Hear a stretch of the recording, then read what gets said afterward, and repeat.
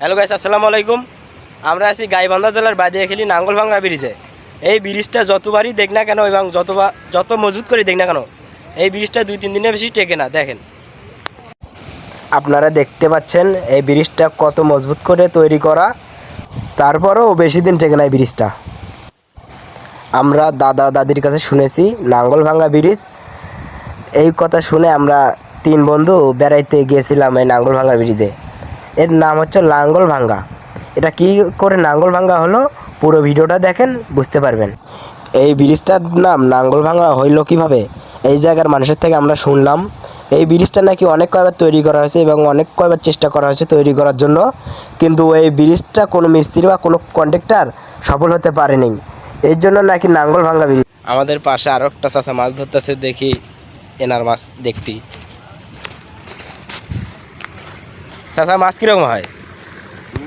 মাছ কীরকম হয় না আলোক করে দেখি।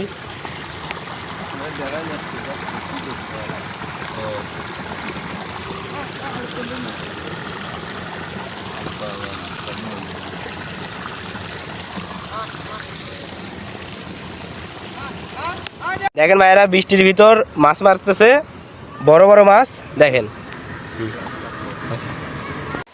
লাঙ্গলভাঙ্গা ব্রিজের পাশেই একটা বাড়ি। এই বাড়ির যাওয়ার পথ এবং আসার পথ বন্যায় নষ্ট হয়ে গেছে। এই বাড়ির লোকজনের যাওয়ার পথ এবং আসার পথ নেই। এই বাড়ির লোকজন অনেক কষ্টে আছে, কারণ একটা ব্রিজ ছিল এই জায়গায়, মানে বাঁশের সাঁকো বলতে বোঝা যায়। বন্যার কারণে এবং ঝড় বৃষ্টির কারণে সেই বাঁশের সাঁকোটি ভেঙে যায়। বাড়িওয়ালার জন্য একটু দোয়া করবেন সবাই। আপনারা আমাদের জন্য একটু দোয়া করবেন, আমরা যেন আরও উপরে উঠতে পারি এবং আপনাদের জন্য একটু নতুন নতুন ভিডিও আনতে পারি। আসসালামু আলাইকুম।